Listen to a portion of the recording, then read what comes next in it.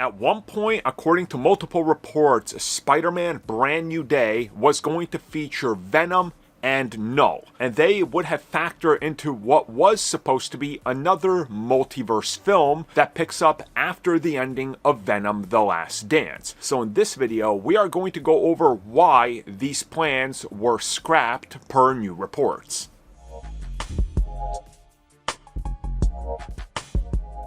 So let's get into the first part of this, and that's Sony's dumb plans. Now, of course, we are talking about the Sony Spider-Man Spunk universe, whatever that stood for. It doesn't matter anymore. Of course, their plans were ambitious. They start off with Venom in the late 2010s, and that made tons of money. So they figured, well, okay, fans are idiots, so they're going to watch anything we toss out that doesn't feature Spider-Man. Of course, they didn't realize that Venom sells by himself, and characters like Morbius, Madam Web, and Kraven can only sell with the help of Spider-Man. So their plans got rather ambitious. Venom 2 was a hit, not as big as Venom 1, and Venom 3 was a hit, not as big as Venom 1 or 2. So slowly we were seeing diminishing returns. On the other side of Sony, we of course found major success with the whole Miles Morales Spider-Verse universe of animated films, so that worked. So why not try to recreate that same type of energy by pumping out more films?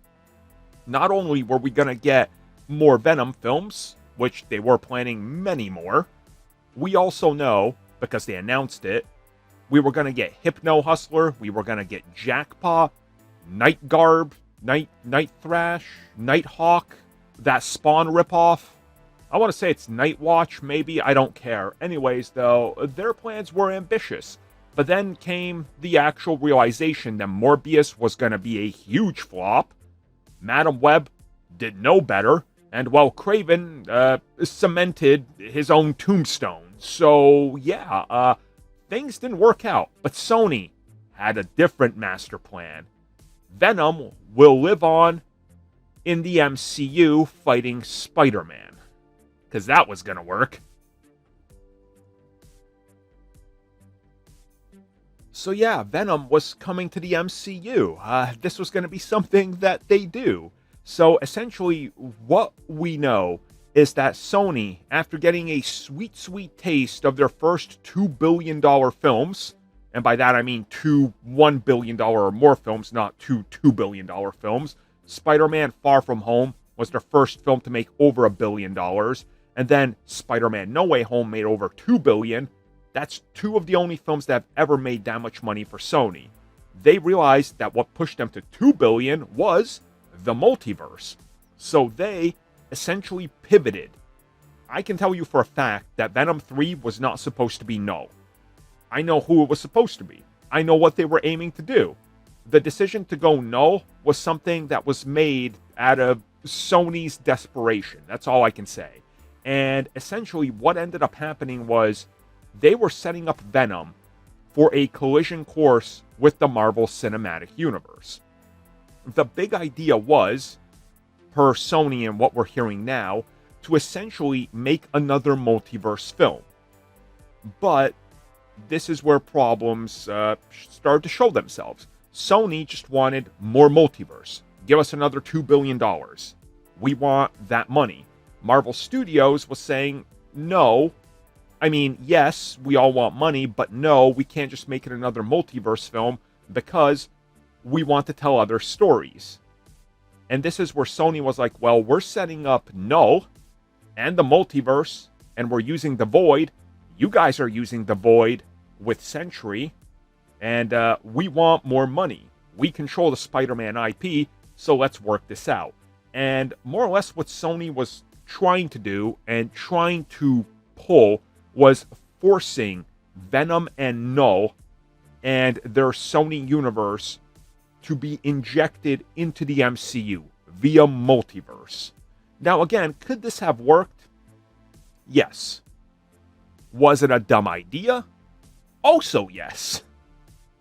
But the bigger picture here to me is that Sony was looking at what Marvel was doing and they understood, hey, it's a multiverse thing, we can make it work. Remember, there was bigger plans at hand in Spider-Man No Way Home to use Venom. but they scrapped those ultimately, and it ended up just being a quick little cameo. Because again, they realized this wasn't going to work, but Sony was still trying to get their way.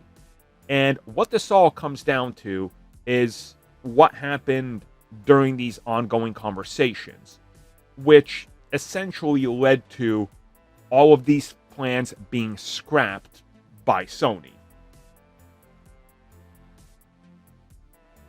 So fast forward to the release of Venom: The Last Dance. Sony was looking at roughly $600 to $700 million optimistically. The box office for the film did not deliver that. The film would go on to be the lowest earner in the Venom franchise, making $478 million. Again, we saw signs of franchise fatigue, and obviously Sony saw what was happening as well. We also know that around the same time they started to plan for this, that they were in fact working on a contingency plan, a reboot of Venom that would be an R-rated animated film. That's still moving forward, last we heard. So now they were in a interesting position.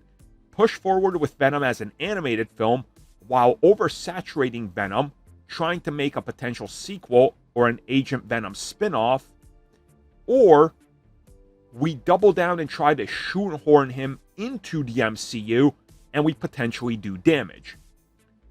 What ended up happening, and I don't know this for certain, but I guarantee this is what happened. Sony and Marvel Studios were sitting down and Kevin and co. presented the same evidence I did.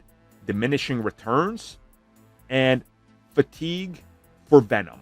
And essentially, Sony was convinced, just like they were convinced to give Spider-Man to Marvel Studios, to take a step back, look at the situation and go, let's not sacrifice the quality of Spider-Man by shoehorning in Venom and Knull and making them a major factor of Brand New Day. Because if you guys remember, the reports were that we were getting another big multiverse film that was essentially going to be Spider Island with all the multiverse factors.